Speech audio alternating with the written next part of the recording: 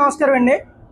ఒరే బాబు ఆర్పికి రెడ్డి అలియాస్ వెంకటరెడ్డి, ఆ రాడు మరి మీరు 101 మంది ఎమ్మెల్యేలు కూడా మీ జగన్తో సహా ఆ యూఎంఎల్ తోటే నగ్గారా మీరు? కానీ మేము అలా నగ్గలేదు. ప్రజల యొక్క ఓట్లతో నగ్గాం మేము, ప్రజల యొక్క అభిమానంతో నగ్గాం మేము. ఆనాడు మీరు అలా నగ్గారంటే ఈరోజు ఇలా వాగుతున్నారు. మరి చంద్రశేఖర్ రెడ్డి గారు పవన్ కళ్యాణ్ గారిని, చంద్రబాబు నాయుడు గారిని లగాంతో మాట్లాడుతున్నప్పుడు అయ్యో మీకు శుభాస్తాలా? మీ మాట్లాడితే మా నాయకుడు మాట్లాడితే మీకు అది బాధ కలిగిస్తుందా? సిగ్గుండాల మాట మాట్లాడడానికి. మీరు మాట్లాడితేనేమో శుభాస్తాలు, మీరు మాట్లాడితేనేమో మీకు బాధ కలిగిస్తుంది. మరి ఎవడన్నా జగన్ అపాయింట్మెంట్ ఇచ్చాడా నీకు? అసలు నువ్వు చిల్లన్నా కొడుకు లైవ్ డిబేట్లో, టీవీ డిబేట్లో డబ్బుల కోసం వెళ్ళి వాళ్ళ మీద వీళ్ళ మీద మా నాయకుల మీద విమర్శలు చేస్తావు. మా ఎమ్మెల్యే మా పంత నాన్నగారి గురించి మాట్లాడే హక్కు నీకు 1% కూడా లేదు.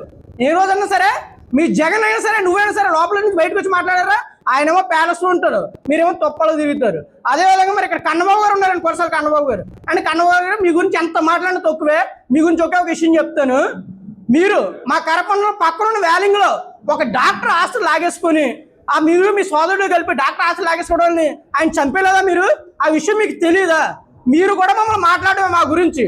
మీ అందరికీ ఈ మీడియా సమావేశంగా ఒకే విధంగా చెప్తాం. మీకు సవాల్ చెప్పడం మా నాయకుడు అవసరం లేదు, మేము చెప్పుతున్నాం.